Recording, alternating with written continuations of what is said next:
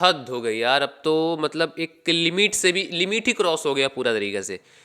बार बार कादम्बरी कैसे बच सकती है, ये इम्पॉसिबल है। रियल लाइफ से रिलेट करें, इमेजिनेशन देखें, ये इमेजिनेशन से बाहर वाली चीज़ है। मैं इस पर डेडिकेटेड वीडियो बनाने वाला था, लेकिन मैं एक लास्ट चांस और दे रहा हूँ मेकर्स को। देखते हैं कि इस बार क्या होता है कुछ नया। बिकॉज अभी एक छोटा सा चीज़ ये हुआ है कि जो तितली है उसको कहीं ना कहीं ये अंदाज़ा लगा है कि जो कादम्बरी है वो उसकी मदर नहीं है, और ये चीज़ रेखा बेन ने ही तितली को बताया है। और मैंने आप लोगों को एक और चीज़ कही थी कि कादम्बरी धीरे धीरे एक्सपोज होगी, एकदम से तो नहीं हो जाएगी। अब इसमें बहुत सारे ट्विस्ट एंड टर्न्स आने बचे हुए हैं, लेकिन कुछ ज़्यादा ही धीरे हो रहा है यार। बार बार बार बार कैसे बच सकती है। लेकिन एक बात तो ज़रूर है कि अब जो तितली है वो इसकी जांच पड़ताल करना स्टार्ट कर देगी कि क्या सही में कादम्बरी उसकी रियल मदर नहीं है, असली मम्मी नहीं है। ये सब कुछ अब जो तितली है वो जांच पड़ताल करना स्टार्ट करेगी। हो सकता है कि वो इसको अपने पापा जुगल से भी शेयर कर ले। और रेखा बेन तो यार अभी भी खुली घूम रही है, यानी कि प्रार्थना और उनकी टीम अभी भी रेखा बेन को नहीं पकड़ पाई है। और जो प्रार्थना है उसको कुछ कह सकते हैं अल्टीमेटम भी दिया गया है कि इतने घंटों में कैसे भी करके रेखा बेन को ढूंढो।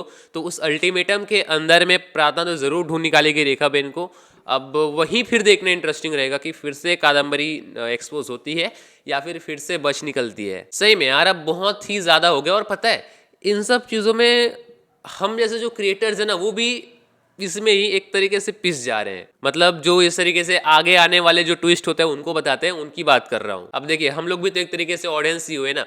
अब हम तो जो देखते हैं उसी के अनुसार अपना प्रेडिक्शन करते हैं। अब शो में तो ऐसा एकदम एनवायरनमेंट क्रिएट कर दिया जाता है, ऐसा सीन क्रिएट कर दिया जाता है जिससे लग जाता है कादम्बरी एक्सपोज हो ही जाएगी। लेकिन एन वक्त पे मेकर्स फिर और कुछ ड्रामा कर देते हैं। ये मुझे बिल्कुल तारक मेहता के वो पोपटलाल की शादी वाला चीज लग रहा है। पोपटलाल की शादी हर बार तो होनी होती है, लेकिन होती नहीं है ना। कुछ ना कुछ एंड में ट्विस्ट आ ही जाता है। सेम तरीके से कादम्बरी का भी किया जा रहा है। अब पोपटलाल की शादी का भी लोग वेट कर रहे हैं और यहाँ पर कादम्बरी के एक्सपोज का भी लोग वेट कर रहे हैं। खैर यार हटाओ इन सब चीजों को। यहाँ पर जो राशि है उसकी शादी में फिर एक और ट्विस्ट आ चुका है, और उसमें ट्विस्ट आते रहेंगे जब तक इनकी सही तरीके से शादी नहीं हो जाती, तब तक आते रहेंगे। लेकिन ये बात तो कंफर्म है, मैंने आप लोगों को बताया ही है कि इनकी शादी तो होकर के रहेगी, है ना। शादी तो होकर के रहेगी, लेकिन कुछ ना कुछ ट्विस्ट एंड टर्न्स आने बचे हैं।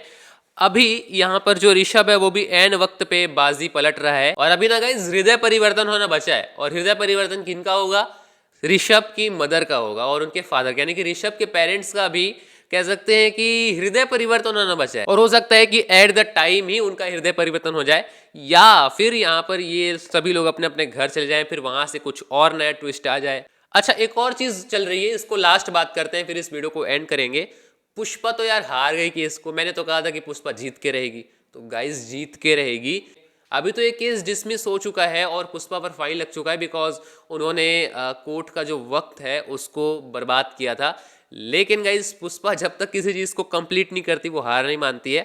तो हो सकता है कि यहाँ पर बस्ती वालों के साथ में क्या हुआ है, किसने किया है, ये सब कुछ एक बार फिर से पुष्पा टटोले सबूत वगैरह को और उनको फिर से गवाही देने के लिए बुलाए, और बुलाएगी ही बुलाएगी। ठीक है पुष्पा ही केस जीतने वाली है, लेकिन इन सब में ट्विस्ट एंड टर्न्स आने बचे हुए हैं। तो अभी देखिए तीन तीन स्टोरी चल रही है। आप लोग कॉमेंट में बताइएगा कि इन तीनों में से आपको कौन सी स्टोरी सबसे ज्यादा अच्छी लग रही है। मुझे तो वो कोर्ट वाली स्टोरी ज्यादा अच्छी लग रही है, ज्यादा इंटरेस्टिंग भी लग रही है, और कुछ कुछ ये शादी वाली चल रही है। कादम्बरी का भी इंटरेस्टिंग है, लेकिन बार बार डिसअपॉइंट कर रहे हैं, तो इसलिए मुझे एक तरीके से कह सकते हैं कि नहीं मन लग रहा है उस पर ज़्यादा इंटरेस्ट दिखाने का। तो आप लोग का ओपिनियन क्या है इस कमेंट में जरूर शेयर कीजिएगा। मिलता हूँ किसी और नए वीडियो में, तब तक के लिए जय हिंद।